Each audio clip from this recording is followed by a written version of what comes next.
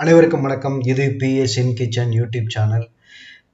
இந்த பிராமின் வீட்டில் மட்டும் பார்த்தீங்கன்னா, அதாவது ஐயர் வீட்டில் இந்த பருப்பு உருண்டை குழம்பு அப்படின்னு ஒன்று பண்ணுவாங்க. அது பார்த்தீங்கன்னா செம டேஸ்ட்டாக இருக்கும். அங்கே மட்டும் எப்படி நமக்கு வந்து இந்த டேஸ்ட்டாக வருது அப்படின்னு பார்த்தீங்கன்னா, வாங்க இன்னைக்கு நம்ம இந்த பருப்பு உருண்டை குழம்பு எப்படி செய்கிறது அப்படிங்கிறத பார்க்கலாம்.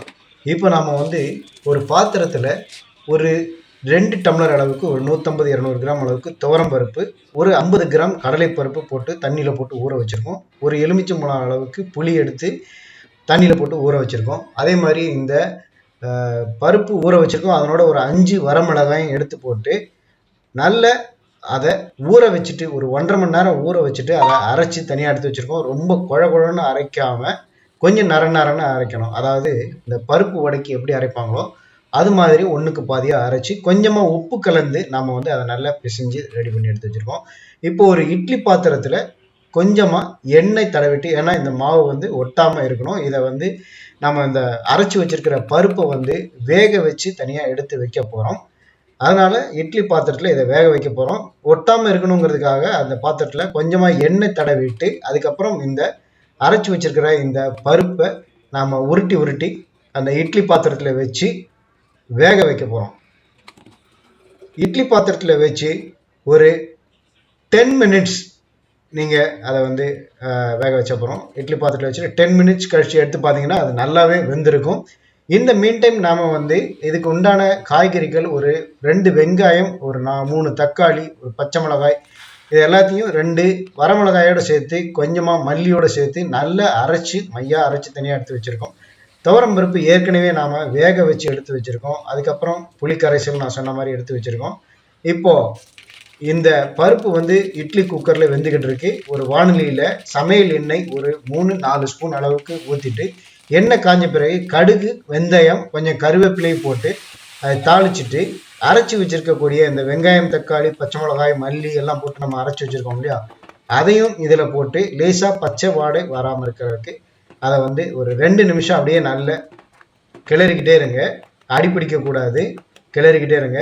வேக வச்சிருக்கிற பருப்பு கரைசலை நாம் இப்போ இது மேலே ஊற்ற போகிறோம். லேசாக கிளறிட்டு இப்போ பருப்பு கரைசலை ஊற்றுறோம். அதே மாதிரி நல்ல கரைச்சி வச்சுருக்கக்கூடிய புளிக்கரைசலையும் இதனோட நாம் வந்து ஆட் பண்ணிட போகிறோம். 5 நிமிஷம் நல்ல அடுப்பை பெருசாக வச்சுட்டு கொதிக்க வைக்க போகிறோம். அரை ஸ்பூன் அளவுக்கு இப்போ நான் வந்து இதில் மஞ்சள் தூள் ஆட் பண்ணுறேன். அதுக்கப்புறம் தேவையான அளவு 1.5 ஸ்பூனுக்கு உப்பு, கல் உப்பு ஆட் பண்ணுறேன். உங்களுக்கு எவ்வளோ தேவையோ அவ்வளவு நீங்கள் உப்பு ஆட் பண்ணிக்கலாம். இது வந்து 4-5 பேர் வந்து தாராளமாக இது சாப்பிட்லாம்.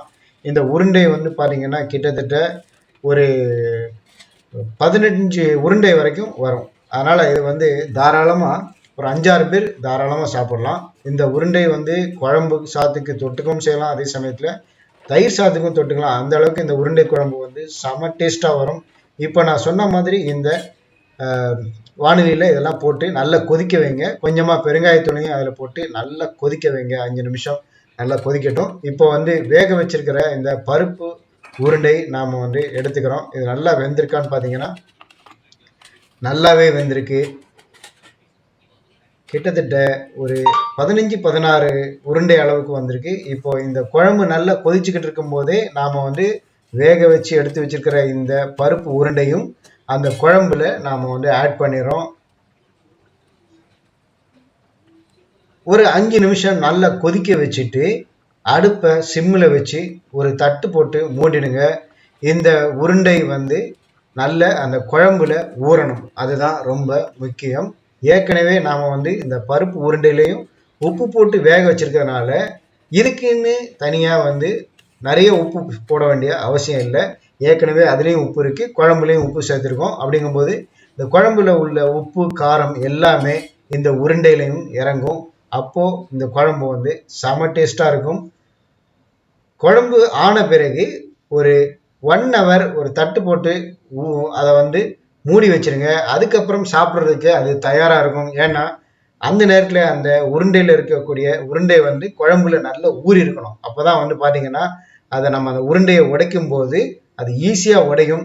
அதே மாதிரி ஊறி இருக்கிற வடை மாதிரி மசால் வடை எப்படி வந்து குழம்புல சாம்பாரில் ஊறி இருந்தால் எப்படி இருக்கும், அது மாதிரி இந்த உருண்டை வந்து குழம்புல நல்லா ஊறி சாப்பிட்றதுக்கு தயாராகிடும்.